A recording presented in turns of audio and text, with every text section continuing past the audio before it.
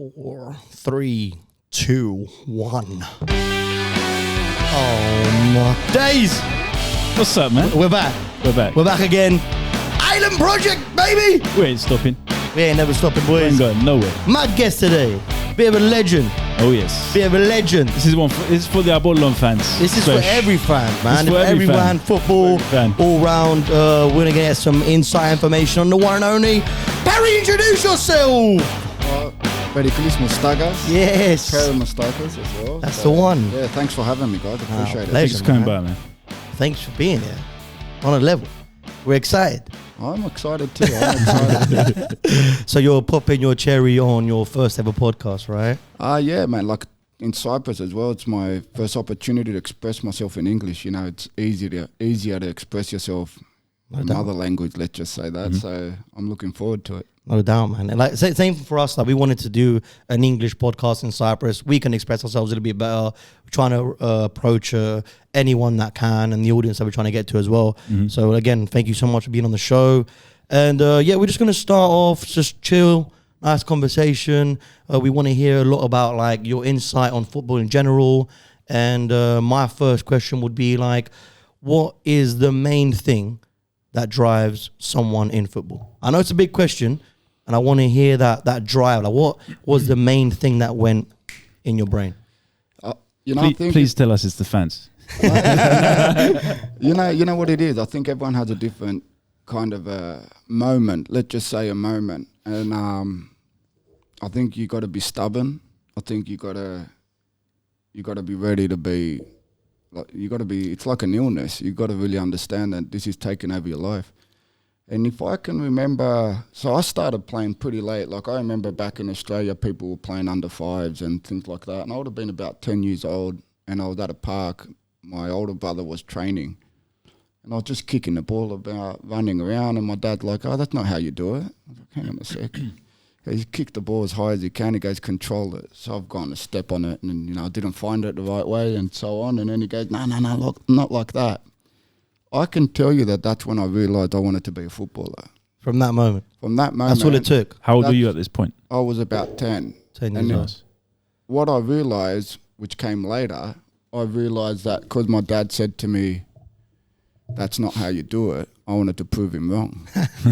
And then that's just how it went. I just remember coaches telling me, "No, this isn't, you're not for the team." I remember coaches telling me I'm not going to make it. And I think that stubbornness just for me, just to kind of, like, it was never about saying, "Oh, haha," or, "You said I couldn't." It was just what gave me more energy. And then I can relate to that mindset, man. When someone tells you you can't do that, it makes you even more motivated to do it. You got to be like that though, right? In order, because a lot of people might have heard that and it put them down. Yeah. But it might have the opposite effect and so forth. But like you said, it takes that stubbornness to kind of be like, no, I can get better. I can do this. It's not about proving you wrong. It's about proving it to myself, right? Yeah, that's right. And I think that's the biggest difference in generations from, let's say, me to let's call it the technical generation now, because it's all about touches on the ball, passing. Like, they're definitely better than what we were on the ball, but I think that the generation now don't have that drive as much as we did. Like, just for me, it was just always about, all the way to the end. Even now, like at training, when being a coach now and seeing sometimes, you play those small-sided games and one team's losing 6-7-0, I'll turn around to my staff and say, "Mate, I'm in a play." Well, they can't be losing 6-7-0. Where's someone getting angry? Like, how can someone accept that? Even now, like I don't. Like the worm, you have that worm in you. Like they just keep eating away. Yeah, the Skuluji. Like I love that. I love that. You see that in all levels as well. Like that, there was a pundit speaking about that, and he was saying like back in their day, I think it was like one of the legends, like Ferdinand Scholes, 2000s Premier League, and they used to say that they hated the other team, like Arsenal, Chelsea, United. They all hated each other, and when they came to play for like England, they couldn't gel. That's right. Whereas now they're all mates. So even if you play another team, like you'll be mates on Instagram or on Facebook, and they're all pals. In a way, it's good that they're all pals, but the passion and that fight in them is not. There needs to be a hint. Not really there. There needs to be a hint of anger as well, right? It's a competitive game at the end of the day. It is. I mean, when you talk about Rio and that generation, and like, I mean, I think about how much I dedicated to the game and I reached First Division of Cyprus, right? So I can't even begin to imagine. I can't even begin to imagine on what level they are to be playing for Man United. That pressure, you know, you have to win, and then all of a sudden you got a 2-week break, and the guys that you know, they're chasing you, you know, all that time trying to catch up to you, trying to win the Premier League, Champions League. All of a sudden you're sharing the same change room. I think that's really hard to switch off, and maybe that's why this younger generation, you see England starting to produce more because maybe they don't have that fire the same way the older generations did. But like I said, I think that's something I always think about, you know, like just how much fire and how much effort I put into it, and what the difference must be between myself and those that ended up playing at the highest level for so long. It amazes me, like the people like Maldini, 40 years old, still winning, you know, Champions Leagues. Man. It's surreal, man. It's not. I don't a different breed. Yeah, you can't. And especially nowadays, like the average like age range of a retired footballer, like you see them going max 35 nowadays, max, and especially peaking. and that's peaking. Yeah, that's peaking. So yeah, it's surreal. It's something that like it always comes back to my mind, and just how different were they to us? You know what I mean? So one thing I want to touch about the hunger as well, like you said, when you were doing it, that was it. There was nothing else on your head, right? That was the only focus. Your only goal was to play football. Do you think nowadays, because like when footballers kind of make it, the money is ridiculously big, and even at a lower level right now, that it kind of opens more doors than just football? They know they might get sponsorship, they might be in a video clip, they might, you know, get distracted and kind of do things that wouldn't really be on the plate for before an older generation footballers. Because when I think in my head, like, you know, Rio Ferdinand, this lot, and like when you started off and coming back from Australia and joining like the first league in Cyprus, that was all you had, man. That was your drive, that was your goal, that was your tunnel vision.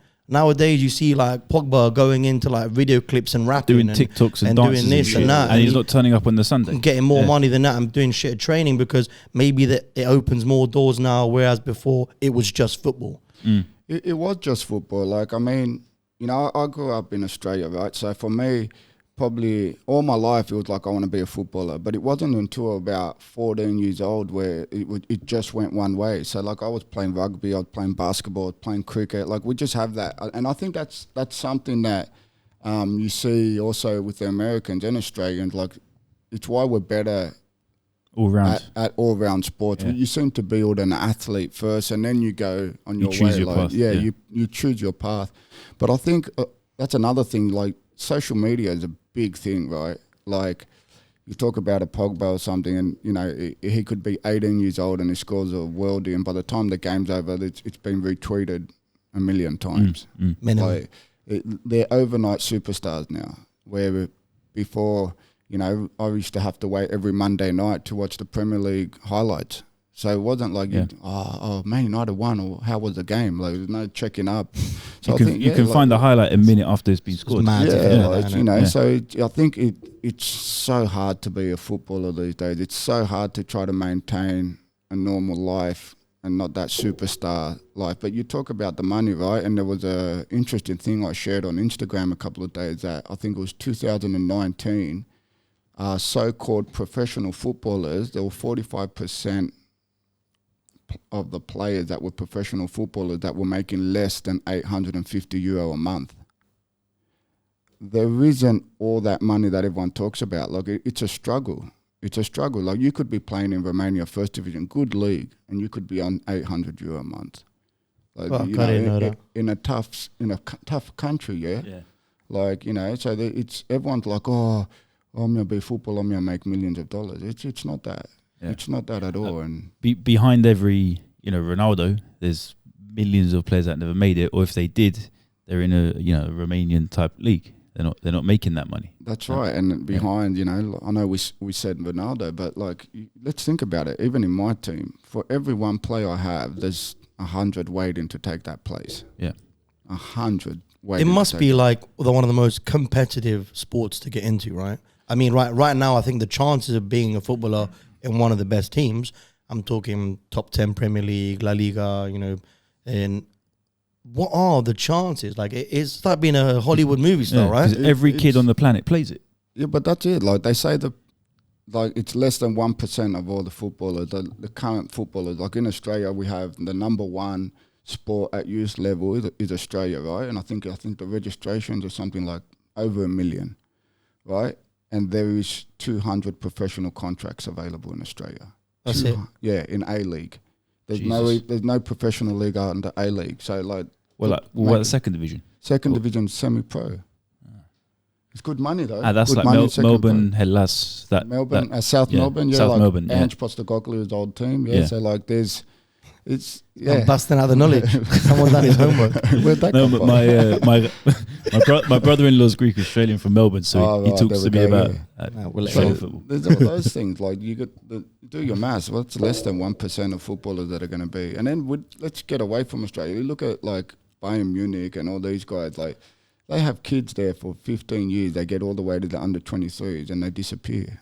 Like, they're not good enough. Like they just disappear. That's the thing, they disappear. So like, you know, if you just to kind of switch up a little bit, for a football player who might not make it to that level that they do, what kind of advice would you give them in order to like not necessarily lose the fire, but trying to continue in something? Because is it difficult to like when you don't make it to stay into football? Are you doing it because of passion, and then you got to think about your livelihood? Do you go into training? Do you go into? I think that's something that since I've been a coach, I think that's something that I've hit the wall a bit with my coaches, because I'm a bit of a straight shooter. A footballer needs to know, they need to draw a line somewhere. You need to know, like you need to understand, like there's nothing wrong with not exactly reaching that point. If you know within yourself you gave everything and you didn't reach that point, you need to start looking at your future as well. Because if you're still chasing that at 24, 25, 26, and if, you know, there are some cases, you know, your Vardis and this and that, but I think It's rare, innit? you can't put all your eggs in one basket. You need to understand that there's a line that where you can continue doing what you want to do. Like it's your drive, it's your passion. It will never leave. That's something they need to understand. It will never leave. But they need to also understand, you know, their education or a job, or, you know, making sure that they're still surviving, or when they hit 30, they're not looking around saying, oh, shit, what am I doing now, you know? So it's important hard. to have a plan B. You gotta always focus on plan A, but, you know, worst comes to the worst, at least to be able to kind of set yourself a grounded rule to, you know, it's not let it affect you in a way that it would literally destroy. One of my favorite quotes is, I can't remember how it goes, but like, if you want to be successful, you can't have a plan B, right? You got to focus on plan A. But there's always, you know, your plan A can take another road. You know what I mean? Like you still, being successful isn't just in one thing. Like being successful it's a long road, right? Like we're going to work 50 years of our life. So maybe continuing that passion on the road that allows you to, you know, join up with something else. So, and success has 101 meanings, you know, depending on the person itself. Success might mean something else for you than it would for me. But I like what you said, because that's my mentality. I don't think of plan B. If I go plan A and plan A don't work, I've got plan A part 1, plan A part 2, plan A. It's still my plan A. A few safety nets, but your plan A is still there. You're on that kind of path to bring it.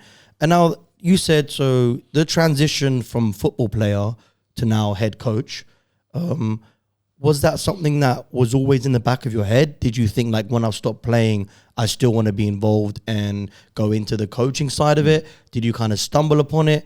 And also, do you think it's important to have experience like big games and stressful games and championships and cup finals in order to be a good coach?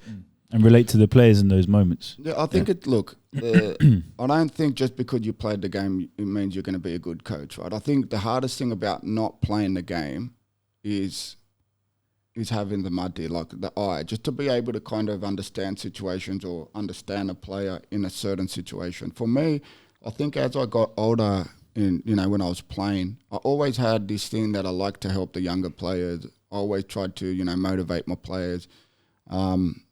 I never had that relationship with a coach where I could walk in and discuss things. I was always just a player. I'll look after me, and if I see any players struggling, I'll help them. So as I got older, I started getting into that role a bit, but I wasn't sure if I wanted to be a coach. Like I'm that guy that put all my eggs in one basket. So like at some point when I was getting older, where even when you're 28, 29, 30, you still think you're going to play forever. You don't really realize how quick it comes.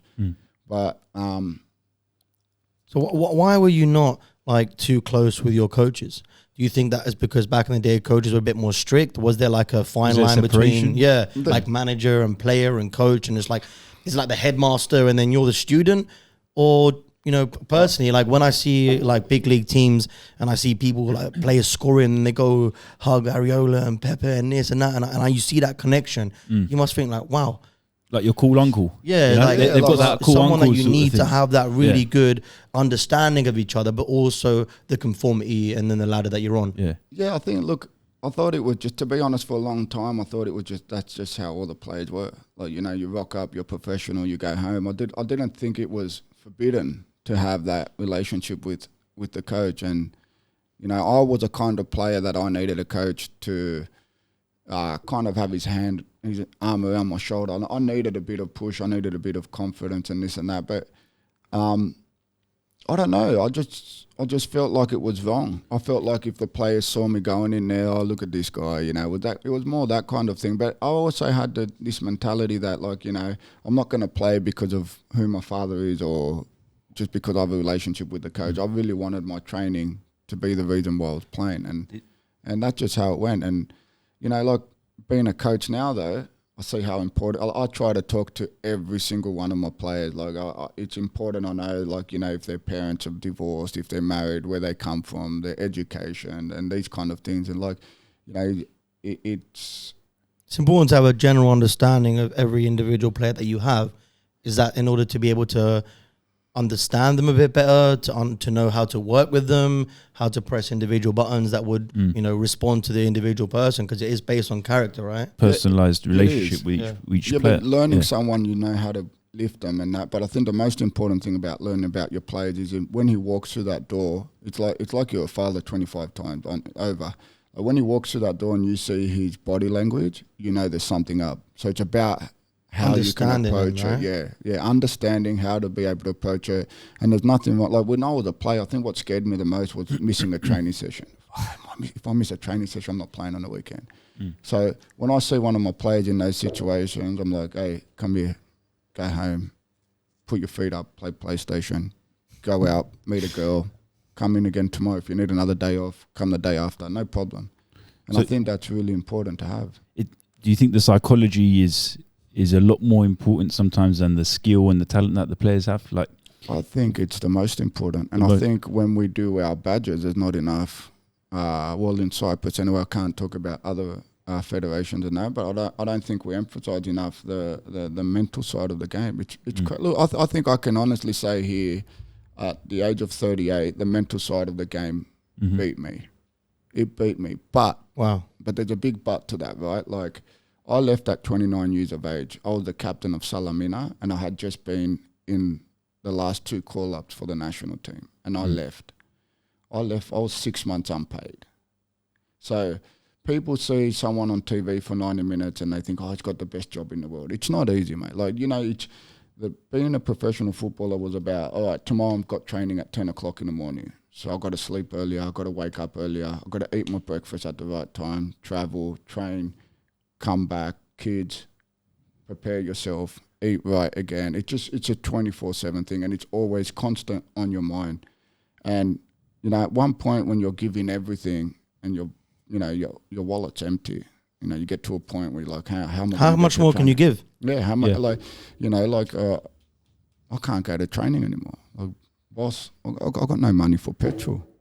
So I was honestly 29. I left at 29. My best years were ahead of me.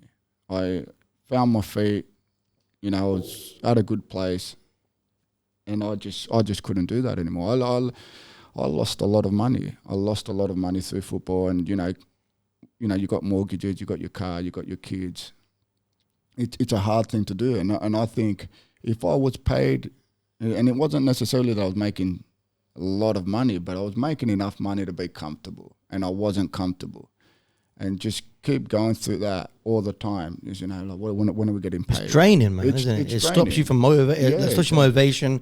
You stop wanting to playing for the club because the club ain't supporting you. You're giving your everything, your 90 minutes, your life's on the line, and then you're getting no reward for that. I'm not saying money is the only reward, but listen, man, it's the most important thing in order to you to take care of your family and your life, and in order to continue you being a football player. Yeah. So how can you do that unless you got the financials? Now, that's when the psychology hits in. You know, and then like we were speaking to Dr. Stefano as well, and he's like, and he wants to get involved in like the psychology of football and like helping players out, because all the big leagues, like they've got a psychologist on hand. Like the player might be going through some shit. They want to express themselves, want to talk about it, and they can't. They can't open up, and especially in today's world, like you said, with social media, like how much is going on in a player? Like they read comments, oh, you're shit, you're this. You do any hiccup and they're on you. And then when you're good, they love you.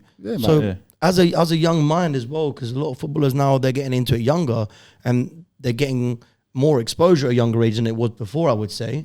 That's 10 times harder. Your brain isn't even fucking developed yet in order for you to handle that. No, it's hard. It definitely is hard. So I think that's where the coach really comes into play and gives you that extra, like, it's all right, we've got this, understanding the mentality as well, but how much can a coach do?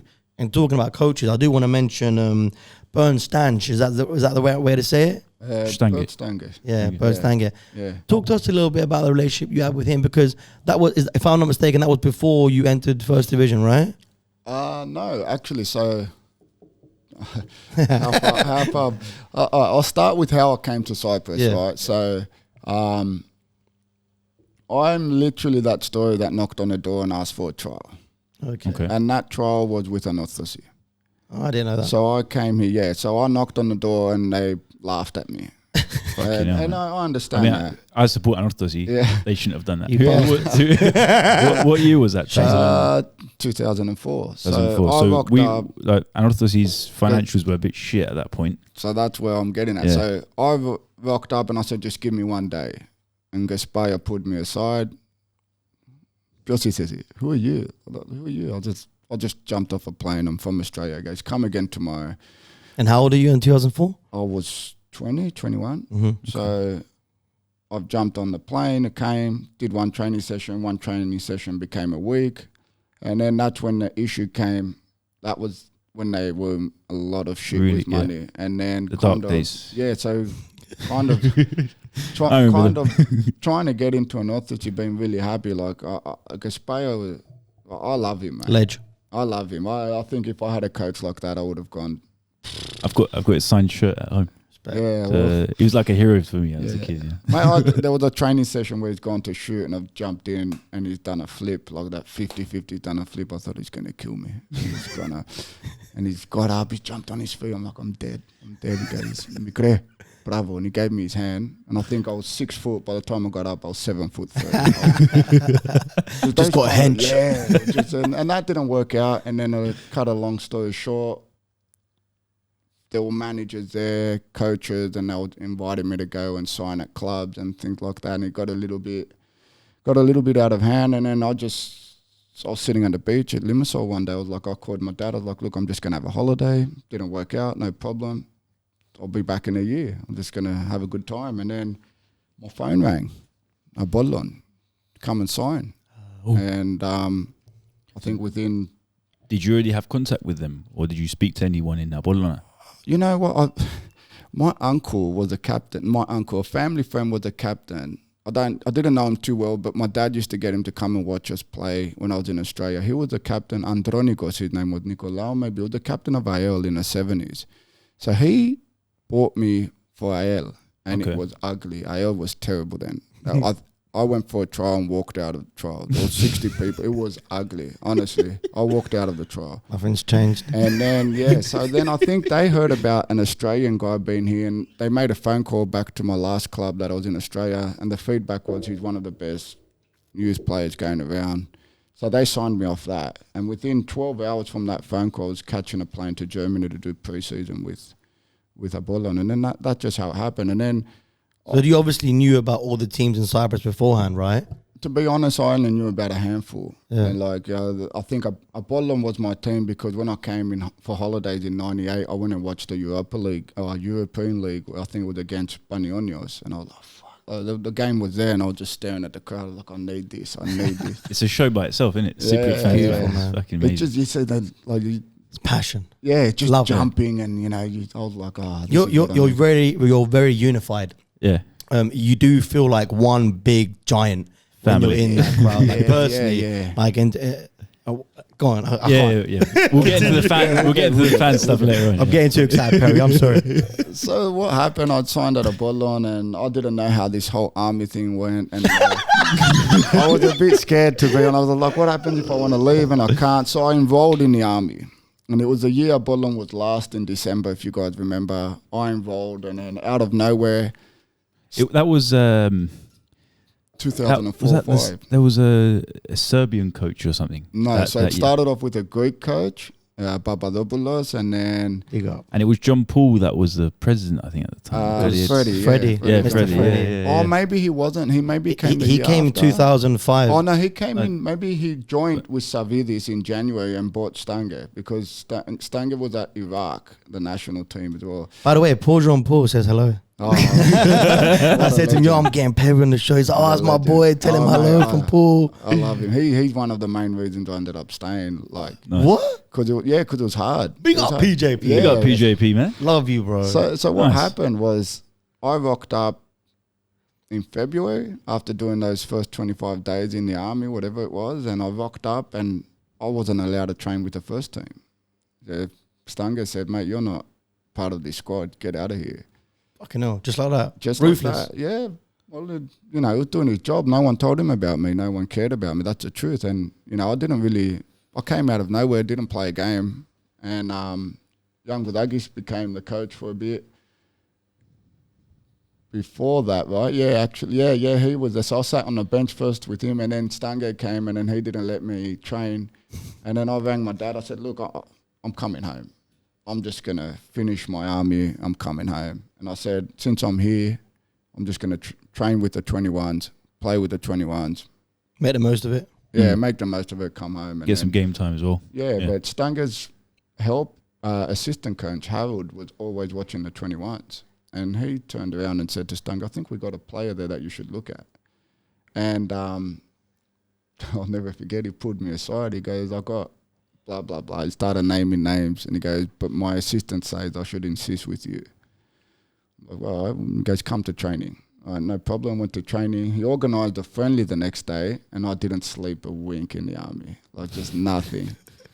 And he pulled me off at halftime. He goes, all right, come with the first team. And I think in 2 years with him, I might have missed 3 games. So he pushed me. Like we did a speed test and a jump test, and I was first in over the 10 and the 30s, and I finished second in the jump into Metgis. Metgis, I think he's still up there. So, and he pulled me aside. He said, anyone that's got these numbers will always play for me. And Really? Because I thought you were quite slow. yeah, because that's because every time I see him, he still says it. He still says it. You're a good player, but you're slow. Like, coach, we've had this I was the fastest one conversation. there. Yeah.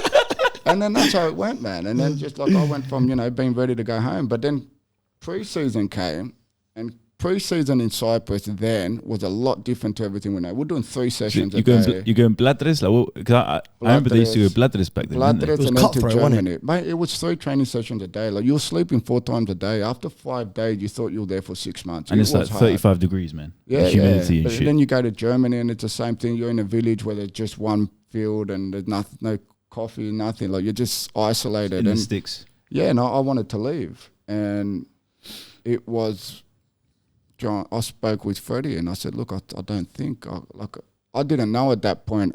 Like, I'm terrible at pre-season, but this was new to me. I was like, I can't do this. I was like, mate, I'm not playing and this and that. And he said, just, sleep on it. And the next day I went up to the coach. I said, look, I'm going to give it a shot. And he goes, oh, baby. And then, yeah, it's true. Fucking Andreas in the background pissing himself. And then, then I didn't play the first game of that game. And then he threw me straight in. And I think behind Christis Selfilo, I was the second most capped Cypriot in that game, in that season that won the league. So Nice. That was 2005. 5-6. 5-6. 5-6. Christ is a ledge. The Stanger, like from not wanting me to train. He said, "Come to the first team." By the way, I was fat after the army. And he How many soufflé can you eat? Oh no, it's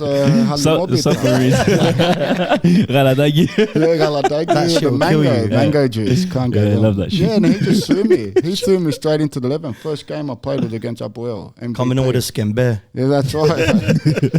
Against APEA. APEA was going for the championship with Anastasi that year. He didn't put me straight into 11. 04-05, man. Yeah, remember Hamilton? Remember the guy used to play at Middlesbrough? Yeah. That was my first game.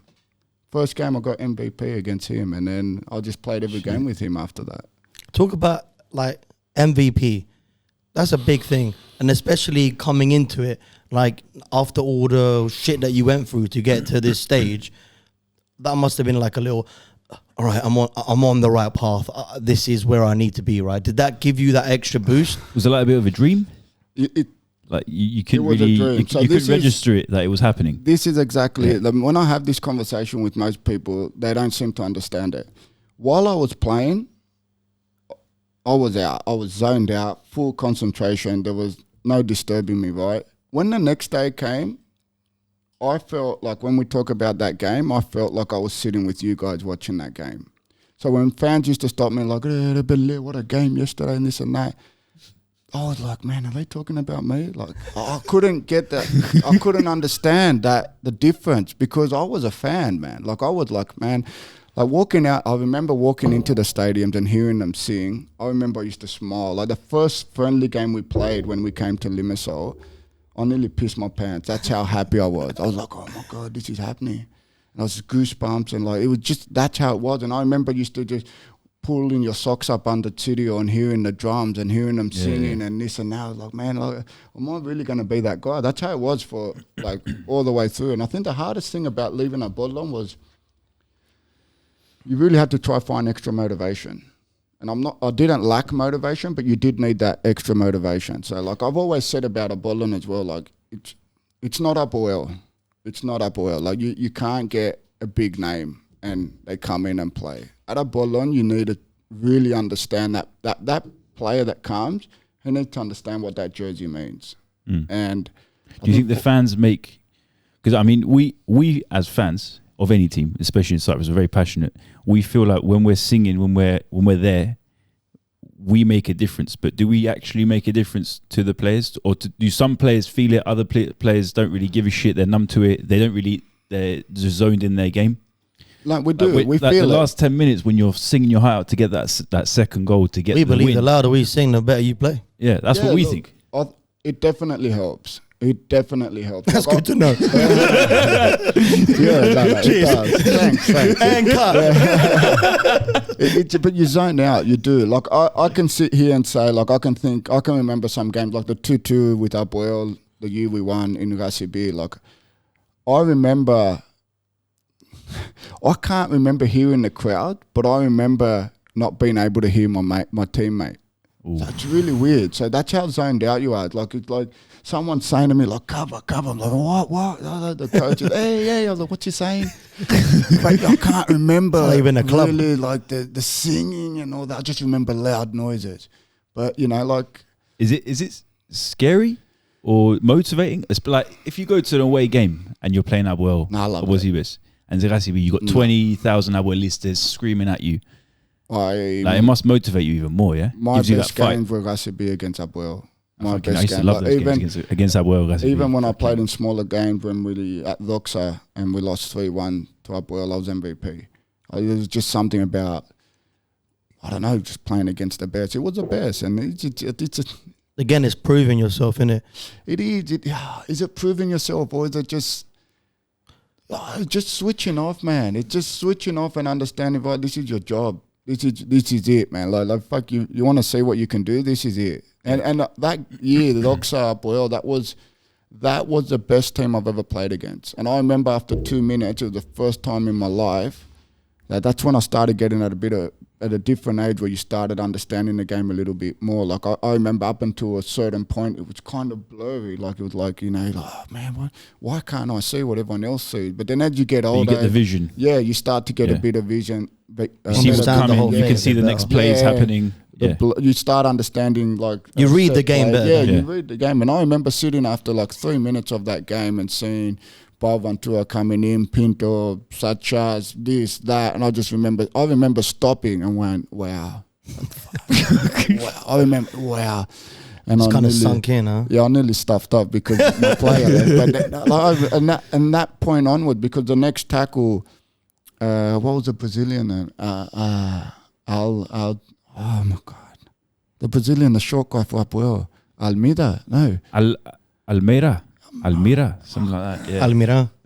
Alton, maybe. Ailton. Yeah. Ailton Almeida. Or something. Yeah. Like I was marking him, and then that ball came square, and I've gone in a tackle, hit his knee, went in front, and he shot. When he conceded, I went, all right, we're on now. And then I think I remember the reporter saying that game, it's the first time since he's come to Cyprus that he's got subbed after 65 minutes. I was just like... Just on him. Yeah, just on him. And, like a rash. And that was, it's just... Some players seem to step up in certain games and so on. But as a centre back, is it easier to see what goes on in the game because maybe you're further behind? Is it easier to read plays? Do you think like you can see who 11 plays?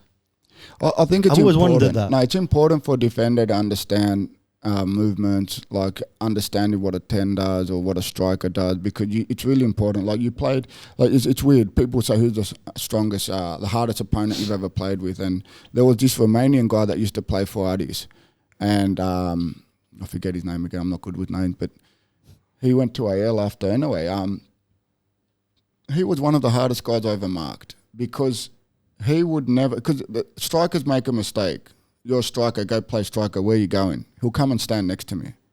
I'm supposed to stand next to him. Right? He's giving you reverse psychology. Like, what the fuck are you doing here, man? I was like, go away, let me work. So he used to go and sit in between the left. So I used to play left back or left stopper. And he used to sit in between the left back, left stopper, and the 6. So he used to sit in that pocket. Who's marking him? And that used to get me. Like you had to concentrate. You had to continue talking to your defensive midfielders and things like that. Communication must be communication. key. And then the other guy that I learned a lot of, and I waited years to meet up with him, was Constantino Mihalis, the great. And I'll never forget that 90 minutes against him. I think I learned more than I learned in 90. Was that is it Omonia or Nostosides? Omonia. Yeah. And I was at Luxor again. So it was about 10 minutes in the game, and I realised that they were playing to their right back, and Constantino does this brilliant thing, right? And I'd tell my striker to do it too. He plays offside. There's nothing worse as a defender to have a striker that's offside, because he knows when he's coming back on. And he was just playing there. So then I picked it. So he's giving you the offside trap. Yeah, well, exactly. Like I was, like, let's change shirts. So, And every time the right back got the ball, he was running behind the one stopper and in front of me, and then that ball was being played, and then he was playing first time in between me and my left back, and Ephraim or Christopher were leaving. So I picked up on it. My left back got a yellow card. I was shouting, hey, this is what they're doing, this is what they're doing, this is what they're doing. Second yellow card, he gets sent off. We go all the way to the last minute. We're winning 1-0. They score 1-1, and then 2-1 in the extra time. The killer. But I remember I went and did my A, and he was doing my UEFA A with us. I was like, man, I've been waiting for you. I go, that game. Were you guys doing this, and that? And like, yeah. I was like, I knew it. Like, is it amazing how 90 minutes can just change your whole perspective on gameplay it does. Also understanding and teaching you after so many years how much one player can have affecting you, whether they're on your team or not. And I think that's the really important bit about understanding the game all round, not just hating someone because he's on the other team. Obviously me, like personally following you from my Bologna, like on other question, I was like, being a defender and scoring goals in the box, you're a fucking animal, bro. Every time there was a corner, you'd smash it in. Like they used to, I don't know how they didn't manage to get you. So the positioning on the corner as a defender, I think that's really important to kind of touch on. It is. I think nowadays I'd probably might have scored a bit more because VAR, like you're winning more penalties. Back then it was hard to lose a player. Like they're bear hugging you and this and that. But the truth is it's timing and all that, but the delivery is the most important. And at a Bodlon we had, like even to today I say that we had a player in our 11 just for set pieces, and that was just him. Like he was there just for set pieces. Setting up. He wasn't running much. He wasn't a fighter. Very simple player, but he was there in that 11 just for set pieces. And I think that year, I scored 5. Christis, Theophilou scored 5. Metgis scored 5. That's a lot. Like that takes you a long way. And I remember even Baiva scored a header against Ethnigo, and he was the shortest guy in the team, man. They came back from like a 2-0 down up to 3-2, I think. So you remember what was your first goal in Abolona? My first goal at Abolona was against Apoel in Recipe. And gorgeous. Yeah, it was. And it was just such a shock for me as well that I ran to the wrong stadium. Like I ran to the wrong side. Like, to the wrong side. You went to the Portocali. Yeah, I was like, yes, mum. I was like, oh, no. They're throwing flares at me. Quick U-turn. You know what's funny about that goal, right? Fuck, quick U-turn. I'm from Australia. I don't know where. It's the opposite where we're from. Where am I? I'm upside down, dude. No. I've got a photo of that goal, right? Just before that goal, Paul Ocon was marking me. Paul Ocon is an Australian great. And I said, I went up to him and I said, Paul, he was marking me, mate. He played for Leeds, I think? Played for Leeds, yeah. He played for Leeds. And I turned around and said to him, mate, what an honour to be sharing the field with you. And there's a photo of me scoring and he's like, oh. I love it. It was unbelievable, you know, you're watching this guy on TV, then he's marking you in the corner, and then a couple of weeks earlier, to be honest, it was when I was asking to leave. And a couple of weeks later, you're scoring that goal, and it was good. To score in like RCB against Abuel, which is the biggest moment. team, you know, what did that do for you? Do you think that was the turning point in thinking this is where I need to be right now and this is my drive? Did it help you, or was it just another, you know? It was just another game. Like, it gives you confidence. Don't get me wrong. The more you play, the more like you score. And you know, after a couple of weeks, I got invited to the 21s and all that. From where I started in pre-season to where I ended up in December, it was massive. Like the confidence and just a roller coaster ride. It definitely helped, but I don't remember ever sitting there saying, "Oh, I scored against Apoel and I'm starting next week." If anything, at Apoel, it was so scary. Like, I think it was a game against Salamina and Sirio where we won 5-0. And the last minute of the game, I was up there with one of the better players. Last minute of the game, 2 players left. It was a 2v1, and I intercepted the ball, and they didn't score. And I went to play to Bogdan, and I didn't find him. And they came back on a counter-attack. And I remember putting my head down because that cost me my position. That's what it was at Apoel those days. So you're fighting for your position. It's funny because I remember Metgis coming off and he goes, "You're not playing next week." and honestly, that's how it was. It was, you see now, like sometimes, I think what's hard for me now watching sometimes Apoel play, like sometimes I do say that, fuck, if I made that mistake, I wouldn't play next week. Look how many chances these guys are getting. Why do you think that is? Why do you think that change has happened? Do you think people are more lenient? Is it because they haven't got options? Our managers like giving more to the, because like if you're paying a certain player a big wage, even if he's fucking up, you're still going to play him because you're paying him that much. No, someone is comes. Is that like there's more of a gap these days than there used to be? I think it was a cutthroat business back then, right? It was just, you know what, it was cool. I remember I was 25 and I still wasn't allowed to get a massage because I was a young lad. Like I had to wait, and it was just harder then, you know. I had to stay behind and collect things. And wait your turn, sort of thing. Yeah, like it was that's just how it went. Prospect. In Cyprus you're a prospect until you're 26. At 27 you're too old. That's to be the. And Balonefti was like 29 in his MBTs in Gobelou. Like, he's always had that Gobelou thing, but he wasn't. He was a legend at that point. I think it's just. I think now it's also the mentality. It's the ageism we have as well over here. Like in England, you can be a changed, star at 22. It's changed. I think it's changed. It's a little bit. It changed a little bit, but I think it's just the thing you said about money. Like someone's on big money. I think every coach needs to say, like, look, you got this profile, you got that profile. That's what brings the wage, right? But when you come day one, there's no profile. There's no profile. There's no wage. Yeah, like hang on. I want to play this way. You make 20 and you make 5, and he's doing my job. You shouldn't play because you're making 20. Yeah. You play because you're doing a better job. Exactly. And the thing is, it's a cutthroat business now for coaches, right? You got 3 weeks. 3 weeks either you're the king, or 3 weeks you're looking for a job. So it's hard. It's hard. It's a hard business, man. And then not only is that hard business because of that, but it's probably the only job in the world where everyone thinks they know better than the coach. Oh yeah, we're all coaches on the stands, man. Yeah, exactly. Go around him. Yeah, well, I mean, We think you can hear us. I can do that. Yeah, Go we around think him. you can hear us. why isn't he telling him to pass? I pressed X. But like you were in Abolon, right? Like Yeah. when they were undefeated. Yeah. You were in Abolon the last time Abolon never won a championship. If you don't mind touching a little bit now, like what's happening right now in our season is we are nearly there. How do you think Abolon has performed? When this episode gets released, you might be there. God, Mate. like,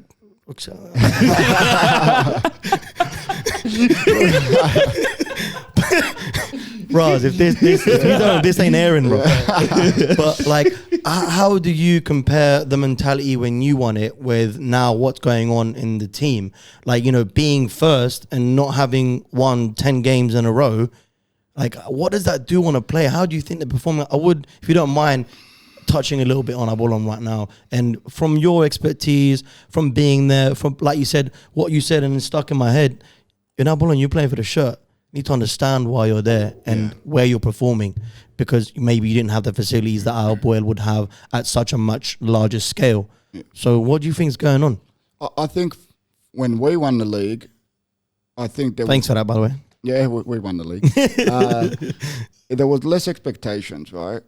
And I think what people really need to understand is to build a winning mentality isn't a one-off season. And I think since we won the league, man, let's not forget, 18 months earlier, we were second last in the league. So when we won the league up until this moment where Abolon's first by 4 points, 5 points, whatever it might 4 be. points.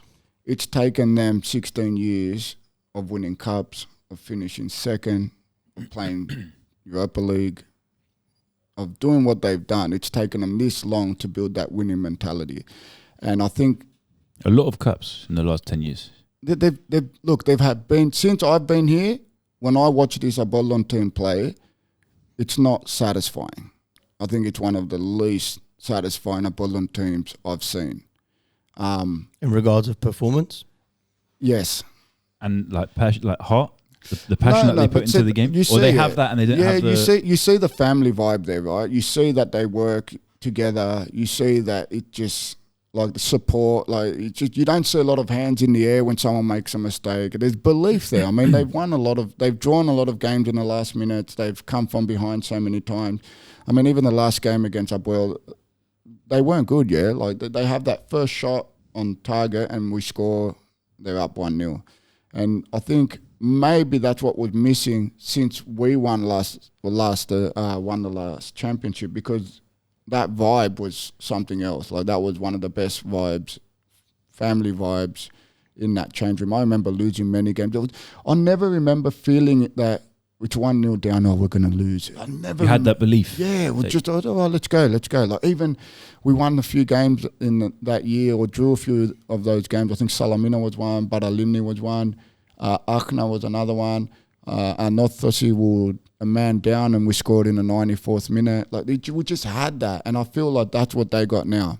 But it's not pleasing to see. We got to be honest. Like when I see that team, I just, now being a coach as well, when I go to games, I'm a lot more neutral. I try to see what they're trying to do. I try to understand the overall picture. Yeah, what the coach is trying to get for them. I can't work it out.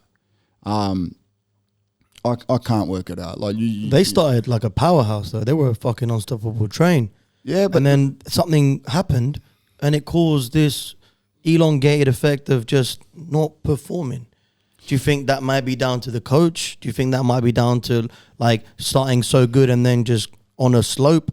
Like, is it the mentality? Like when you see strikers that go into like they don't score for 2-3 weeks, they fall into this hole, and it's difficult to get. Did they get that? Isn't that the coach's team? job to bring them back up? Yeah, well, look, it's when we talk about the coach, it's really, really hard.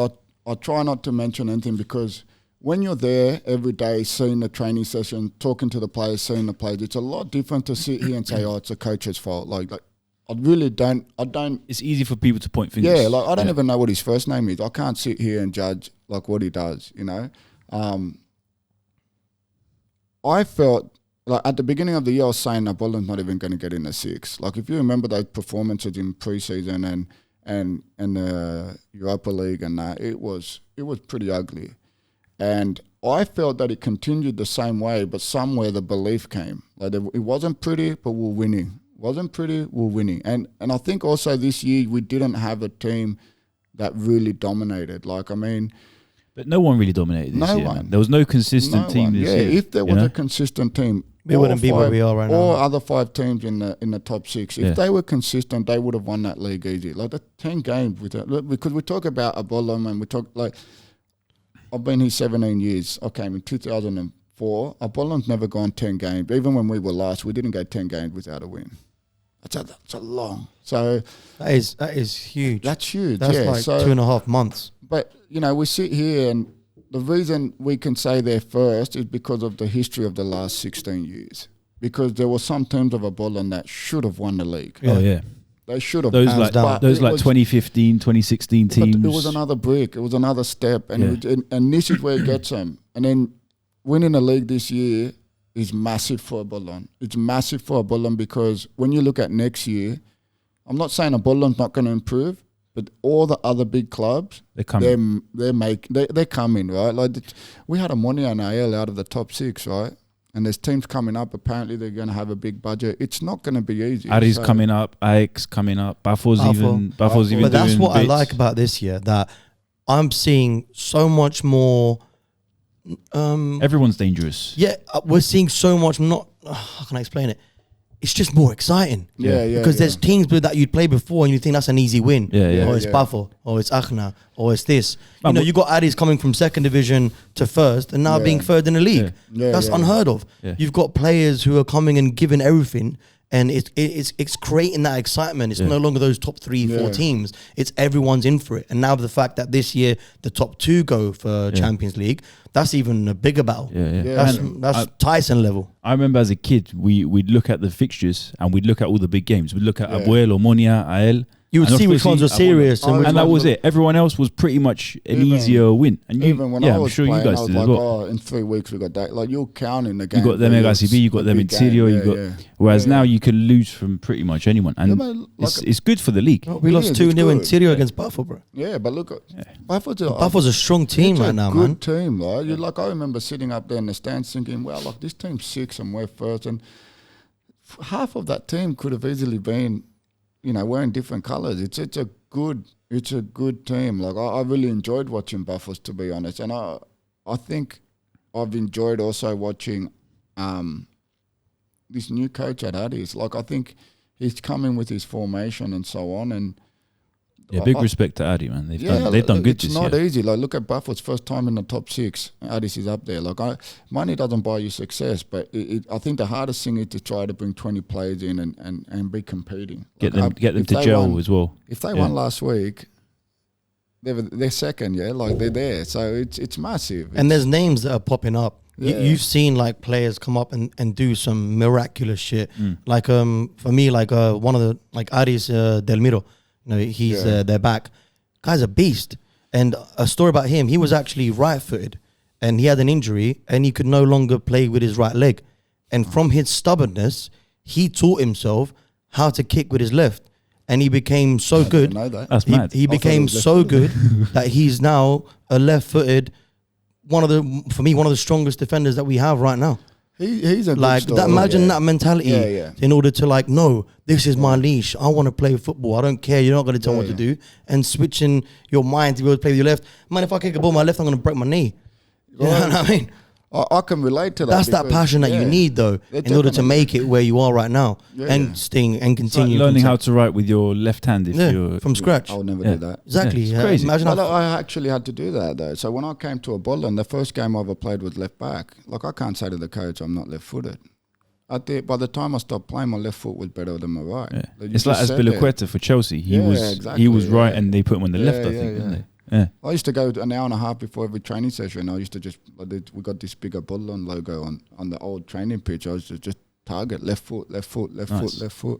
So I can relate to that. And he's a good story because look, he's not the best player, but you see the drive that, you know, he wants to be there. You see when he gets subbed, it doesn't look good, but do you see when he gets subbed how angry he is? Like, it just, like, I want to be here. I want to do this, you know, like, so. But I like that differentiation. Like, he's such a calm joker guy when he's outside, but when he's on the pitch, he's ruthless. And I think that's what some players are missing. I mean, like Jose Mourinho, like, that's how he wants his players. He wants his players to be fucking aggressive fighters on the pitch, man. You ain't mates. You ain't mates. For 90 minutes, they're your enemy. Be a barbarian. So I think you need to have that little hint of aggression and really play for your team, for your name, for your shirt, for the pride, for the fans. That's important, man. Yeah. Definitely. Shake hands at the end of the game, but during the game, even don't shake hands. Like, I mean, you just don't be rude, but just like, you know, it's hard to be kicking someone for 90 minutes. Oh, how are you, mate? Good game, man. Yeah, it is. Sorry, I kicked you 10 times, but it's a fine line, and it's also an image thing. Like, I think it's looking up there, the fans give a lot of passion, and like when they see one of their teams lose, and then at the end of the game they're shaking hands with someone, and just take it downstairs. Like, no one sees anything. Just finish the game and take it downstairs. And like, look, I think if anything got me across the line was my passion. So if we're talking about passion and you know, I mean, if you see me when I start talking, Andreas will tell you, if I start talking in the change room, like, oh, I'm only going to talk 2 minutes, and then he's tapping him on the shoulder. It's 45 minutes. The game started, Perry. The game started. The ref's waiting for us. It's my team talk. It's my team talk. What, for half time? And then just get going. Like, my passion is what drives me. And then if you don't have that, I feel like it's hard, man. I don't know how someone could say this is my job. Yeah. Oh, I'm working. Yeah. I don't know. How do you just? I'm working. Yeah. Has that give, like, have you had any scuffles, like memorable scuffles that you either on the pitch or off pitch that I know maybe you're younger as well, but like your anger got the best of you? Oh yeah, I definitely have. I don't know if there's stories that as fans we love that. we love that stories shit. That you should share. Yeah, that's what we want to hear, mate. but I do, and after that I want to ask you another. Right, no. Say your bit, and I want to ask you another question. Now, look, there's times where when you're younger, when you say things you shouldn't, or you react in a way you shouldn't, and so on, things like that. And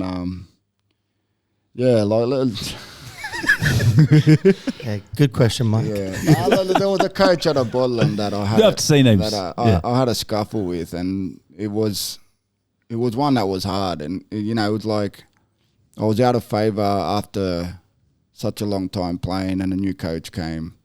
We won't say any names, and he put me into play, and you know, I hadn't played for a while, so I was, you know, just kind of running everywhere. And then the goal came from my side. It was against Anothos. We're winning 2-1. Game finished 2-2. Stop scoring against us, man. Yeah, no, I didn't score.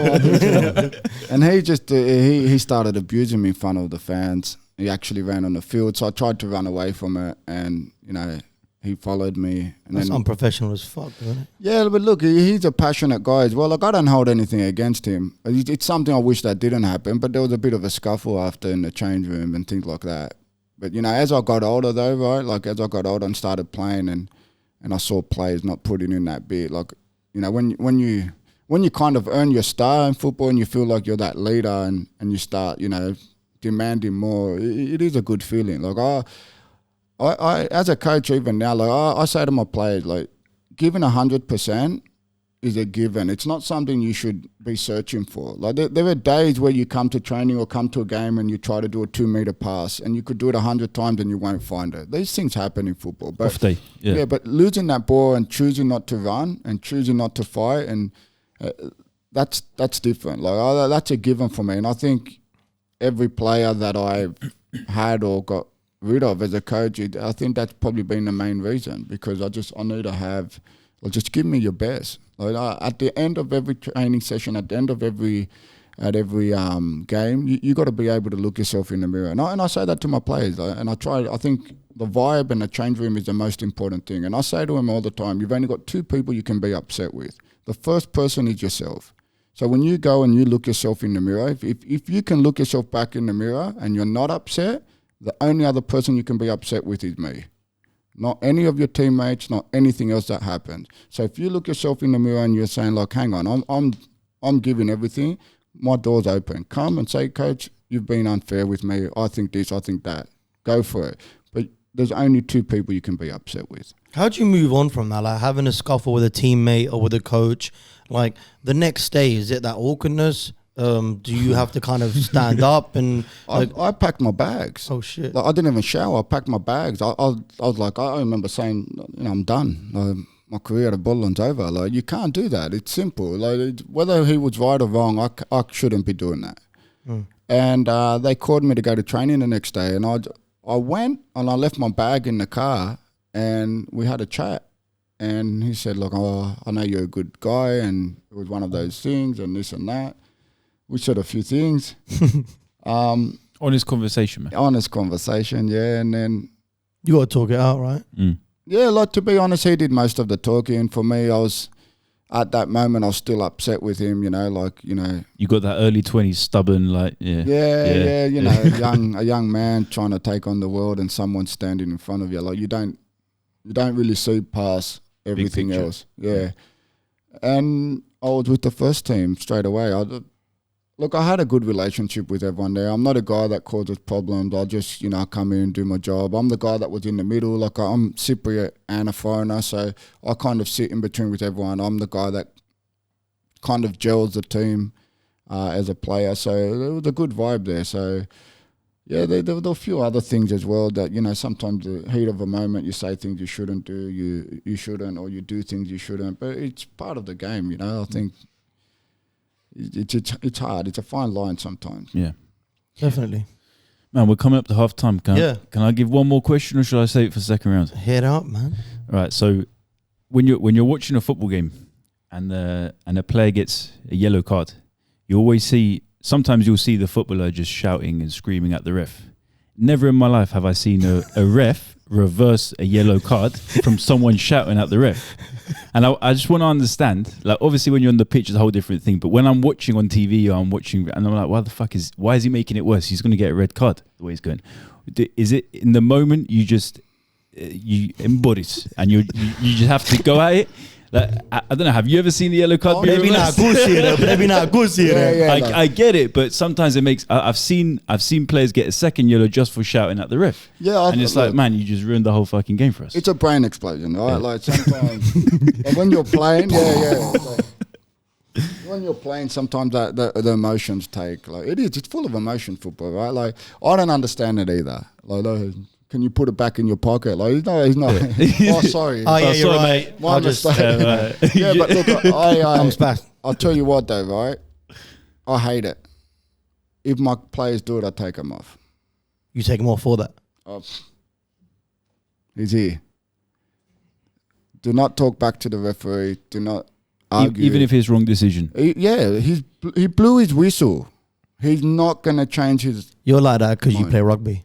I played rugby, yeah. See, when I play rugby, that referee is boss. Don't talk to him. If you're listening to this, they didn't know I was playing. Oh, didn't they? They didn't allow it. Like, in rugby, you do not talk to the ref. No. He is a gentleman. You got to be a gentleman towards him. Only one person can talk to him. You're going to get sent in the bin straight away. But it's not only that, right? In rugby, it's a sign of weakness, right? It is. If you say, he stepped on me, like, don't be a pussy about step on him again. Like, you can't. Yeah, you can't. It's a whole different game. It is a whole different game, and I see that a lot. And that is, the things, the abuse they say to these people. Oh, if you said that to rugby, you'd be out. Yeah. Out straight away. Sometimes when I watch the Premier League and all that, and you see someone, they gave away a foul, and you can lip read what they're saying. I'm like, now they cover their mouth. Yeah. How isn't he getting another yellow card for that? I fucking hate your life. No, it's amazing. But see the respect that the referee at a high level understands that. Like, he's like, he told me to fuck off. Yeah, get on with it. But you need to understand that as well. It goes both ways. Like, a referee needs to understand heat of the moment. Of course. So, and I never thought about that. Yeah. Obviously, being in his experience, he knows what players are like, so he doesn't really want to take that to heart. I'm pretty sure as a fan, when you see someone reacting, you're like, it's a chance to get him sent off. Like, let's go, Sfira color. We won't say the second part. It's like we're always waiting for an excuse. It's like after the game, you should have got a red card when you lose. You know, that's what Cypriots do. They're trying to find a reason. So I like it, man. Yeah, that's a good point to end the first half. Have a little break, little kaduri, man. And amazing, man. Thank you so much for joining the second half. Yes. Woo. All right, guys. Thank you so much for watching the show. Little halftime break for you guys. Just a little chance to tell you guys to follow us on Instagram, Spotify. Where else can you follow us? And YouTube. Yeah, all the social media platforms. This is Alki and Michael. Michael. Thanks very much for watching and enjoy the second half of the show. Yes. Stay blessed. We're back. Little halftime break. We had the Gaduriman. Andreas went for the Gaduriman. Took his phone with him, so I don't know what happened there. Hello. was it fun? He had a good time. Amazing. Yeah, man. Like everything that you've told us so far has been mind-boggling. Like it's really nice to have that kind of inside information on what goes on in a player's mind, and also in the changing rooms, and the things that a fan doesn't get to see. And I think it's really important to kind of, as a fan and someone who does follow football in general, not just the team that you play for or support, to understand that. Because, like we said, it's easy to judge. It's easy to think, oh, he's an arsehole for leaving, or he shouldn't have done that, or why did he do this? But hearing your perspective, I think a lot of people will understand that it's not always up to you.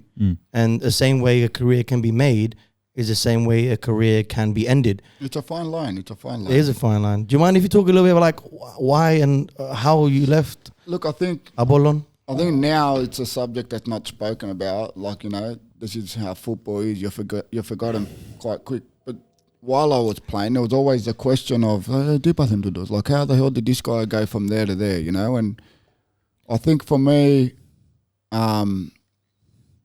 so when I was at Apollon, when I first signed at Apollon, the ruling was different. So I could sign as a Cypriot. And somewhere along the line, the ruling changed. So I think the ruling goes, you don't even need to really be Cypriot. Like Bangura classifies to be in the homegrown group, let's just say. That's 6 years in the same country you're homegrown? Or Excuse me. No, it's if before your 18th birthday you were registered in the federation, and after your 22nd birthday, that's how you count as a homegrown. So it doesn't necessarily mean you have to have a Cypriot passport or anything. So when at one point at Apollon, you know, I was playing, and then all of a sudden I couldn't get on the bench, and it became frustrating. And I was young and I just wanted to be playing, so I asked for a move away. And I think it was between me and Metgis, and I think Metgis accepted it, and then he went against it, and then I went. And then I think that's where you could probably say our past, like that's when he probably went on to become who he became, and then I got my struggles. So I went to APEA the year we won the cup. And when I went there... Against AEL. Against AEL, yeah. You really needed to say that. Because I just found a place to throw it in there. And I think they were waiting like 20 years or something to get their cup, and they still didn't get at that point. I went there and I found out that I couldn't play as a Cypriot, and they had too many foreigners, and I couldn't play the first 6 months. And being a Cypriot, you couldn't play as a Cypriot. How does that make sense? You know what? I still don't know how it went. You played for the national team at that point, or at later? At that point, I had played for the 21s. I was married. I did the army. I ticked off a lot of boxes. Yeah, like my parents were born and bred here, so pretty much I just didn't play under the age of 18. So that's what it was, and I lost 6 months there. To be honest, it was probably the hardest year of football I've ever had. It was just, it's a shame that they had everything there. And it was probably one of the best teams I played with, to be honest. It was a top team. Wow. Top team. Better than the team that we won the comp with. It was full of quality players. That's a big statement. It was a good team, and it just had the wrong people around it. Mm-hmm. And unpaid. I couldn't play. And you were still training regularly with the team? Yeah, at one point we had an agreement I was going to leave, and I had an agreement again with a Bolon that they were going to take me back in January, and then the new coach came, Yorgos Poliviou, and he said, no, I want to keep him. And then I played about 8 games for him, and it was just because I missed a lot of football. It was kind of start-stop. I was getting small injuries and so on. And then that summer, to be honest, was probably the busiest summer I've ever had because I had a lot of offers. Like maybe being Australian Cypriot kind of opened my options more Opened than a lot others. of doors. Yeah, more than maybe other Cypriots. And I could have gone to Greece. I could have gone to the lower leagues in England, like, League One. Bro. Yeah, like I had a lot. I had teams in Cyprus also interested. I had a +2 on a Bodlon, and I was told to me and my manager that they wanted me to go back, and I was like, no, mate, I'm not interested. +2 as in +2 years on your contract? Yeah, so I had a 3+2, and the +2 was on a Bodlon, and I was told they want me back. They told us pretty much. And I just remember sitting at home and seeing on the news that they were boarding a flight to go to Germany, and I was sitting at home. And I remember ringing my manager. I was like, hey, do we still have, Super League in Greece? Do we still have these? He goes, mate, we got nothing. We got nothing. And then I went from what I would have been 24, 25. So I've gone from, being fortunate enough to kind of won everything in Cyprus to playing second division. Things happen for a reason. Like I honestly think, I remember at that point, I remember sitting down and saying to myself, hey, mate, what a ride. What a ride. Like, you milked it. These guys saw you could play. And I remember that was a big battle for me for a long time because I never had a push. It was never like, hey, push this kid, it's good. It was just always me trying to break through. What does that do on an individual, man? Like, just seeing it's that. Hard, man. It's hard. Like, you don't... How do you process that information? Like, and this is the 1%ers, man. That's why, like, some players are just... They just keep doing it. It's a 1%er. It's like there's a lot of players thereabouts and they drop off, and I could be that guy as well. It's the 1%ers of trying to just keep battling through. But going to Division 2 was one of the best things that ever happened to me. Did it humble you in a way? Like I never had that issue, right? It wasn't about like, oh, I'm this and I'm that. But I remember the first training session I went to I remember the first training session I went there was a 45-minute blast from the coach that I was there in front of all the players. What the hell is this guy on about? And I remember, like, even this guy, fooled this guy. Like, that was my mindset, right? And then I remember opening the door of the change room and, like, this wind hit me. And then that was my realization that, you know what, you're good. You can. You can. And I just went, I stick to what you know. Yeah, that was probably the first time I've ever asked. I said to my coach, is it right if I don't train today? He goes, yeah. And I just sat in the change room. And I thought about what I wanted to do, and I went, all right, look, you got to get back up because it's unknown to go Division 2 and come back up. And Asil was one of the best places I've been. And fun fact about Asil Lisis, my dad told me a story that Asil Lisis was the first team in Cyprus to have grass on their pitch. Wow. And that was back in like 72, 73. And when he was in the army. Not a lot of grass on it now. It's a hard place to go. When they opened up their new stadium back in 72, 73, my dad was in the army. To go and see the grass on this pitch. Oh, wow. Because before that, it was all like gravel and fucking it's gravel now, killing. I'll tell you that. Times have changed. But look, the president there at the time was Yorgos Periches. He's still kind of there in the background. He was brilliant to me. He gave me the respect that I hadn't had before. He was paying before the end of the month. I had offers to leave in January. He gave me a bit of a bonus. And to be honest with you, the next year, I didn't look at any other offer. I was willing to run through a wall for this guy. And he gave me a good contract. And something went wrong. And he pulled the plug on it. And he said, look, I know I'll put you in a hard position. Here's 3 months. Go do what you can. And then I went to Doxa. And again, pre-season, I'm not good at pre-season, and Nikis was there, and Nikis was chasing me for 4 or 5 years, and he wanted to release me during pre-season, and I said, look, just be patient with me. And I had my best season ever. But, you know, it's hard to get, once they categorize you in Cyprus, it's hard to get back into that. And it's the hardest, man. It is. I think it's barbaric how second divisions are more organized with pay structures and everything else than what you would expect higher first division teams to do, right? Because I know players, like, not mentioning any names, who haven't got paid for the last 6-7 months. Yeah, man. Who they're on crazy, loan, and one team isn't paying them, and the other one is, and they're expected to live on a $1,000 a month in Cyprus, and then they go to the other team, and then they're not paying them. It's how's he crazy. going to perform every Saturday? It's crazy, right? Like, I feel for the players. I've been in those situations, and sometimes it works two ways. Like, sometimes they owe you 3 months, and they're like, I'll throw it onto your next year's contract. You'll get it all. And a lot of players are like, oh, man, I can't afford to lose 3,000. And then some places it's 9,000 and 15 and 20. It adds up. Yeah, like me, I said, no, give me what you can now. And so if they owed me 10 and they're like, oh, take 6, so I lost money that way. I couldn't. Like, even, like I said to you guys, when I left in 2000, desperate times as well, man. How can you not? When I left in 2013, when I told you guys in January, and I went back into Australia and I was playing and so on, and I had a lot of offers to come back. Like, I had a good offer from APEA Larnaca, a long-term contract. And I just couldn't wrap my head around. Is it because of what you've already been through? You felt like they couldn't commit? I couldn't think about not being paid again. I was getting paid fortnightly in Australia. And it was guaranteed, you know, you're getting paid. There's no bullshit. And then, you know, I had a job on the side as well. And I just, like, I'm 30 now, and I got kids, you know. I had to look at the bigger picture, but also APEA. Like, this is I was ready to come back for APEA, right? But this is what it is. Again, a lot of players are like, oh, APEA want me, I'm going. I remember them specifically saying to me that you're going to be fourth choice, and I said, yeah, I respect that. Like, I got to earn my spotlight. No, you're coming as fourth option. I was like, yeah, pre-season, and no, you're fourth option. Like, we just need to have a number, like a rotational.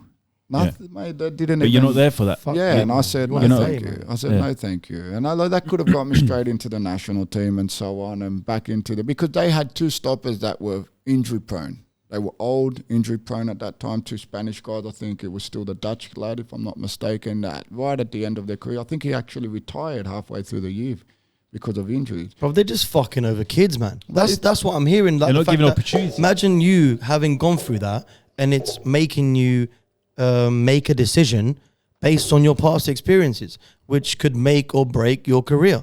And, you know, you're messing with kids' lives because they're unorganized.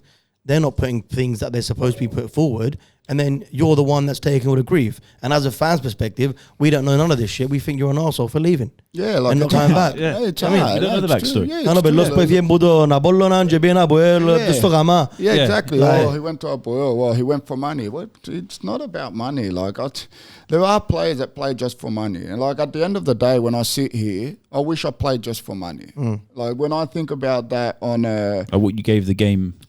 When I think about my kids now. Like, I played, for me, I played for every shirt that I wore, I played for that shirt. And that's the way I live my life. Like, I wear my heart on my sleeve. I can't do it any other way, right? So if I went somewhere just for money, it wouldn't have happened. Like, I rejected offers in Indonesia with like 150,000 and things like that. Like, I'm not going to Indonesia. You know what I mean? Like, the thing is, dude, if you did go for money, I mean, you're saying this now, obviously, but if you did go for money, you wouldn't.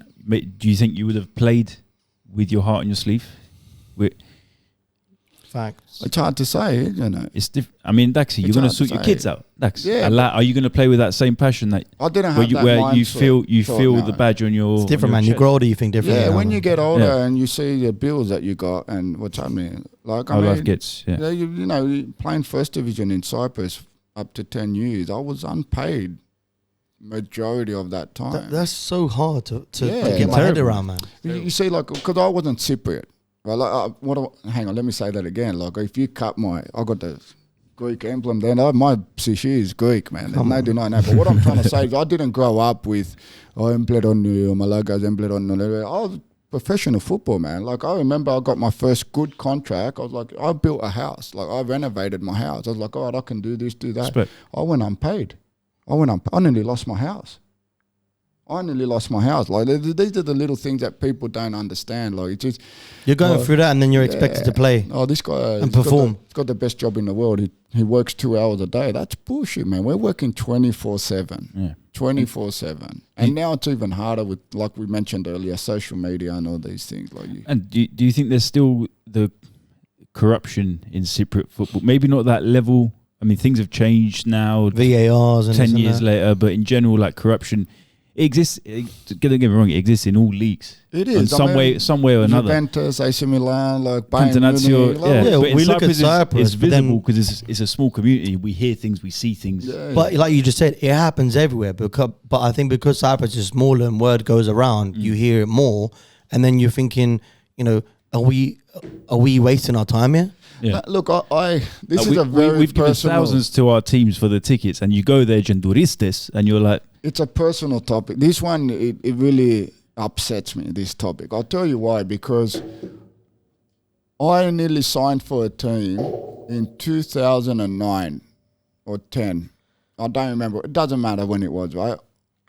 I reached all the point to my signature was missing. And they went missing. After a couple of days, I was like, what's wrong? I bumped into the guy that we're working in the deal with, long face. I was like, what happened? He goes, oh, we know. I'm like, what do you mean we know? He goes, oh, we know, man. He doesn't want players that sell games. I'm like, What? I said, what? And he said there was a game, blah, blah, blah, blah, blah, blah, blah, blah, blah. Apparently, you were one of them. And I called that manager. I called the president of that club and I ripped him a new asshole, mate. so basically they made shit up to put bad things on your name. So maybe it was Fuck organised, but what came back was that the gouverneur took off a new Moustakas and the goes more. You know what I mean? Mm.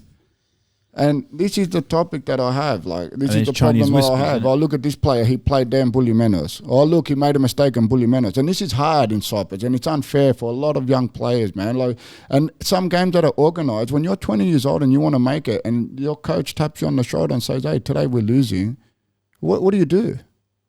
What do you do? Like, I don't like to say that that's what happened, because I'm a person that likes to speak about facts. And when I say facts, I mean I need to see it. I need to get tapped on the shoulder, right? But we hear it. You do hear it. You can't help but hear it, though. Yeah, but the thing is as well, for some of these clubs that go and spend more than they can, they need to understand, if I offer you €1,200 a month and I can't pay you, right? But And if then, I came and the next man comes and gives you no, a but if couple I hundred said to you to 900, throw a game. if I tell you 900 and you know you're getting paid, he's happy. Don't go across your budget. Don't break the rule, the golden rule. They need to get paid for what they do. Make your players feel like footballers. So I mean, they're bringing in foreign referees, mate, to try and Isn't that a shame? avoid that shit. To try and avoid that. Like, if that isn't proven itself, like, that's disgusting, man. Yeah, You're taking away jobs from Cypriots who love the sport and passion because of this aspect that may be in Pulimeni, for say. Yeah. Like, that's barbaric. Yeah. I don't like it. It's a topic that upsets me. It's a topic that, For someone that's lived it, you know what I mean, and have been, you just been swept under your feet, man. Yeah. Just without even you knowing. Yeah, Man, just like that. I was a victim without even doing anything. Yeah. You know what I mean? That's what I'm saying. Like, it's not even in. Yeah. There's nothing you can do about it. Yeah. So no matter how much passion and love and training, and you're there 2 hours before, you leave 2 hours before everyone else, after everyone else. Sorry, and then it's not even in your control. Like, That's right. how does that affect you in the way that you're still going to move forward? I know it's hard. It's hard. Like, but for me, I can sleep at night easy, mate. That's not me. I never did it. I never will. So for me, at the end of the day, what else? I'm okay with what I've done. And Sorry about mentioning it, but it's something that we wanted to. I get it, because it's out there. Yeah, it is. And I've heard of stories like of young players where they haven't got paid for however many months or whatever, or they're getting paid shit wages for what they're doing, and then obviously, a team that needs to win a game, they'll approach that player with whatever amount to throw it or to get a red card or penalty. If you're not paying your player, he's going to accept it. If they get hard, to, and if he's an easy sort of character to sway that way, in that shit happens. Look, Unfortunately, it happens, and and dundo diskolos thingy, bro. Like that's the difficulty we have, and that I think the players getting paid so low or not even getting paid. It doesn't just ruin games; it ruins players. Yeah, but like it also comes down to this, right? €100 for you isn't the same for what it is for me.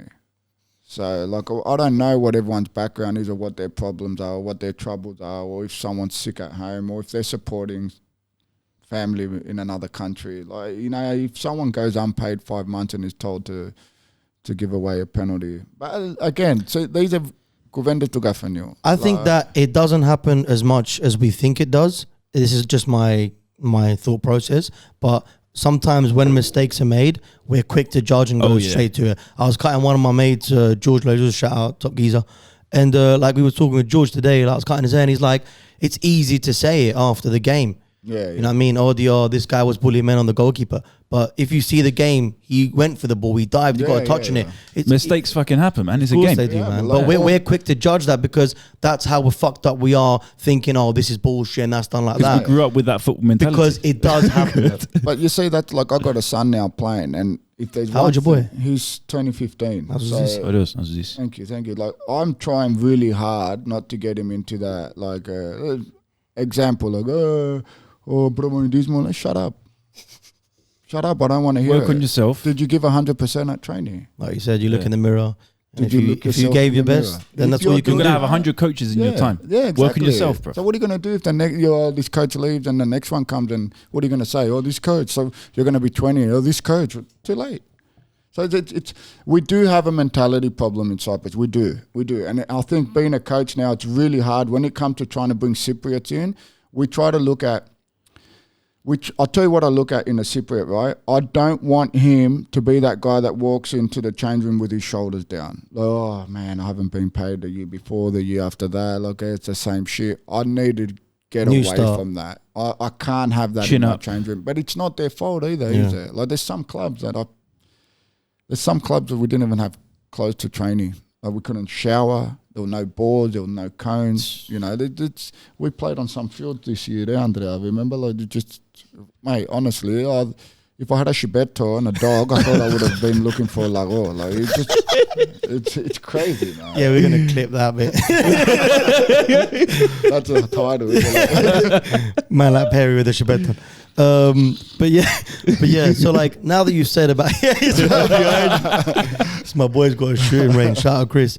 But yeah, so like that's the next topic we're going to talk about and touch on the transitions from a player into a coach, your experiences of how you were treated and how you felt and the importance, and now going into APEA and being head coach and also bringing in your boy Merki. Like, was that cool to bring that family vibe and finding people like Andreas who are bringing something new to the table with the statistical analysis, reading players, understanding the game a bit more? I think that's what Cyprus needs. And I think it's down to your generation who has been through that shit and has crawled through the tunnel but come out clean. So what is the main thing that made you want to become a coach? I'll tell you what. I'm just gassing myself up. Crawl through the tunnel. I like that. I saw Shine Redemption the other day. That's why. Where'd you get that from? What movie you been watching? There's some Morgan Freeman shit. That's where mine He crawled out of so much shit. Clean.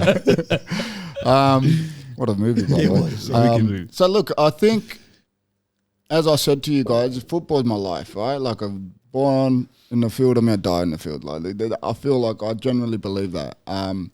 When it started coming towards the end of my career and I went back to Australia and went into a semi-pro environment, I remember, just speaking with my coach at the time. Like, I really enjoyed myself when I went back to Australia, and it was a totally different outlook on football and so on. It just...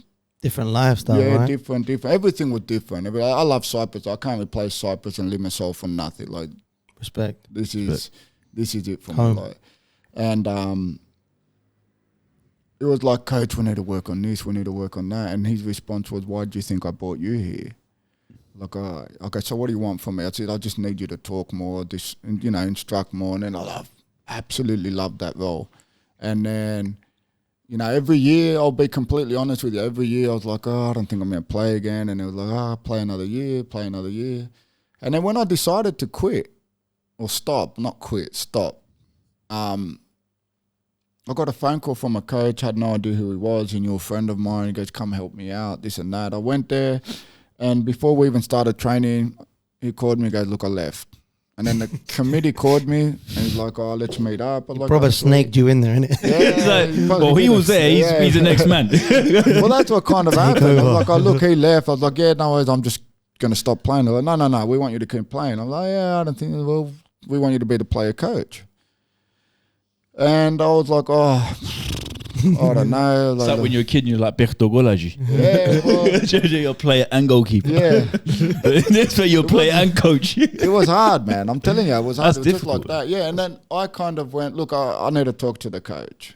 I said, I don't want to look like this and that. I rang the coach. I said this and that. He goes, mate, do whatever you want. No problem with me. And it was a club. It was a Greek club in Australia, actually. So it was known for these kind of things that we all know. And I just said, look, I'll do it. And it's what I do. Everywhere I go, everything I do, I need to know where I stand. And I said to him straight away, look, if you're letting me do this, I'm full control of all the transfers and this and that. Like, yeah, sweet. So I said to him, okay, I'm sacking everyone. I went, what? I go, yep, sacking everyone. I go, not one player staying. I'm going to go talk to them one by one. I'll keep a few, this and that. We'll start again. And I think that the transition for me of still being a player, so being a player coach, I think that's what really helped me, because it wasn't just talking, I was leading. So I was like, hey, I want to do this, and I was first. And then the players really followed me with that. Like a captain. Yeah. Well, I was a captain. I wasn't wearing the armband, but I was more than a captain. You know what I mean? And I saw the reaction of the players, and they followed me. And then, to be honest, it's when I realized, I went, wow, I thought I was made to be a player, but I'm really made to be a coach. Yeah. Did you have an assistant on the sideline? Yeah, I had an assistant that was a mate of mine. Like for the subs, did you call them or did he call them? How did that work? I gave him full control of that. So up until kickoff, it was me. After that, I said, because he was like, oh man, I don't know, look, you're seeing the field out there with different eyes. Like sometimes I'd say to him, hey, look, I think Andreas is struggling, which he does, Andreas. But, you know, but I would leave him most of the time to do his own part, you know. And the cool thing about player coach, I remember when Gaspar was player coach, he would be on the sideline. And we'd be like, Vartung Gaspar. And he'd be in his forma. And then 70 minutes, he takes his forma off, he gets in, he scores a banger. And I absolutely loved that. There's the man. There he is. That year, I absolutely loved it. And yeah, and then it went from that. And then I was just like, I had a successful year. Like, we were the smallest club ever to reach the semi-finals of the Cup in Australia. So all of Australia. So we reached that point, and I really enjoyed it. And then... you know, I had a few academy jobs here. Like, I was working at an academy full time, but the academies in Australia are different. And then when I came here, my first gig was with Zagaji. But to be honest, the reason I went to Zagaji was because there was someone trying to change the way we do things in Cyprus. And I told him the only reason I'm taking this gig is because of your vision.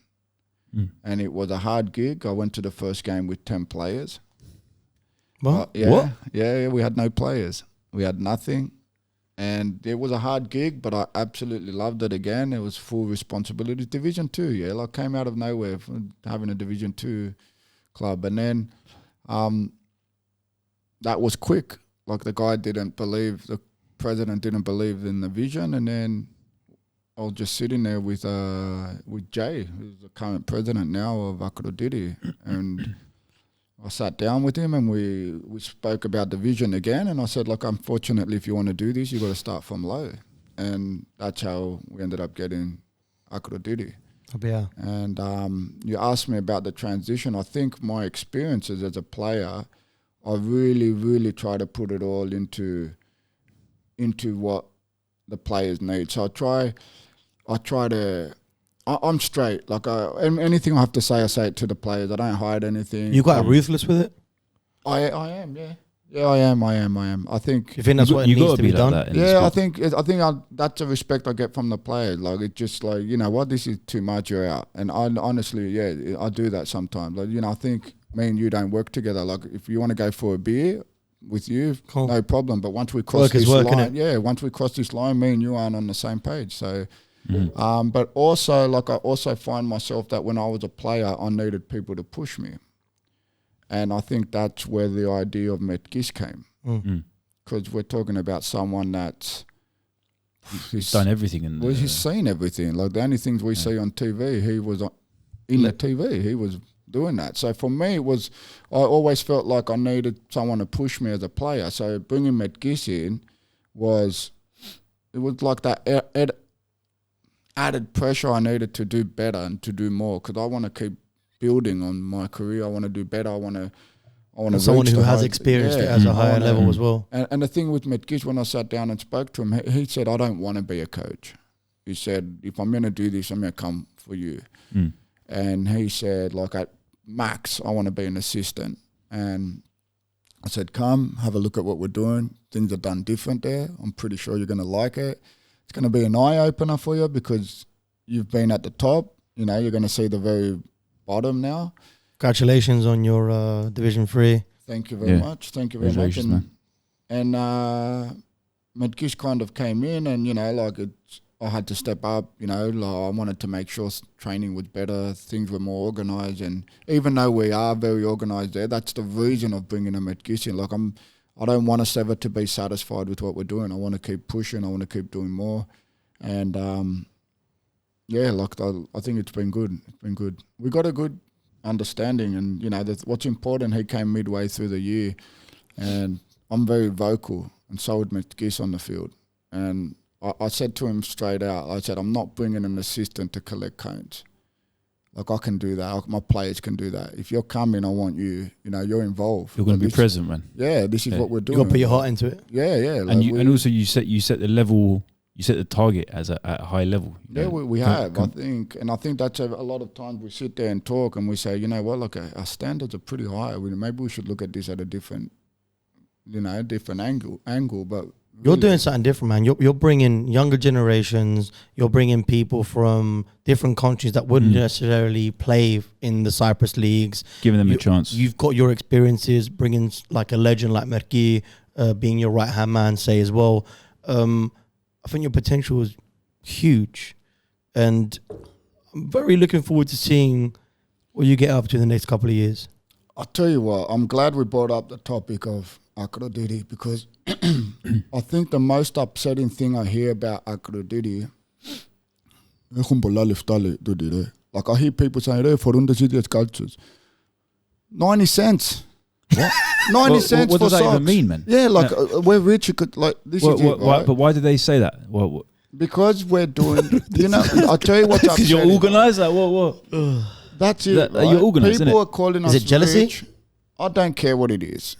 The only thing I see is that it's upsetting. They can call us the rich club. They can call us jealousy, whatever they want to do, whatever they want to call it. What's upsetting is that we're getting these names for doing what should be the standard. So what have we done? We're looking after our field. Good facilities. Making sure our players feel like footballers. Things that should be done. This shouldn't be spoken about. It shouldn't be like it's above the level. It should be the level. This is what it should be. Doesn't matter if it's Division 3, man, 4, and that's 1, in 2. all industries in Cyprus, by the way. It doesn't work. It That's doesn't in everything happen. in Cyprus, Yes. in some ways, man. So that's what's been upsetting. No, it's not that. It's not that. So, you know, yeah, that's it. Just do it the right way. My boys say that all the time. Man. If you're going to do something, do it 100% or don't. Otherwise, just don't do it. You're going to eat you the know food what's and funny play. though, Work. All This these- is Amadin Belion's puna easy, you know what I'm saying? You can put it that way. Amen to that, bro. I got to add my cue, I'm sorry. No, but look, all these people in the football world, right? If they got kids, wouldn't they say the same thing to their kids? If you're going to do something, do it right. So that's what we've tried to do. The most important thing, we want our players to feel like footballers. Now, we've had players that were playing second division, and it was hard to convince them to come, and they've come. Like, even players from overseas, right? They're not making money, man. They're not, like, they're away from home. If I'm not mistaken, weren't you the only club that's ever been, a player has been promoted from Division 3 to 1? As far as I know, I don't think anyone's gone from Division 4 to Division 1. I say Division 4. Division Me. Yeah. Andres, Because you're in STOK Elite you're in STOK Elite and you're going Division 3. And now we're going to Division 3. That's under GOP. Well, they're all under GOP, but now it's like it's a professional league now, From 4 to first. He went from 4th to 1st. That's mad. We've had other players interested. That shows the level of the club. Look, I'm telling you, I played First Division 10 years. I played abroad. What we got there, I never had. So we can record every training session. We got the sports and performance analysis. We got a full staff. We got a physio. We got it's unreal. Man, because I think a lot in Cyprus, the kit man is also the physio, and he's also the fucking. He's in the parking, and he's doing the fa'in. You're talking about this, and you're lighting up. You've got one person for each position. Yeah, we do. Like, don't get me wrong. Until we love it, innit? Yeah, I can see it. He loves it. You can see the fire when he's talking. Your facial expressions have changed by when you were talking about being a player to now being a coach. Yeah. No, I do. I love it. It's taken over my life. It definitely has, and I just I'm actually crying myself to sleep that there's no trainings and things like that now, and you can tell them what to do. Oh yeah, unfortunately I've got to keep asking stupid questions trying to pass time. But I love it. I really do. I love everything we're doing, and you know what the saddest thing as well is, man, trying to convince Cypriots that we're doing things the right way. Our hardest topic is to bring Cypriots on board. When you change the Cypriot mentality, you give me a call, mate.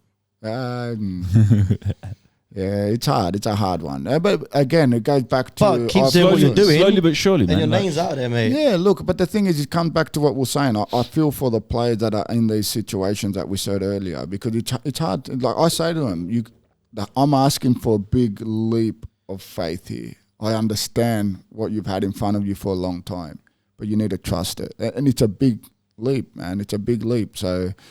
Does that come down from the owners of the club as well, like the chairman, do they share the same vision as you guys? And it goes all the way down to the players. Look, the vision is his, and I think he's lucky that he's found myself and Andreas that share the same vision, and we're fully invested in this, man.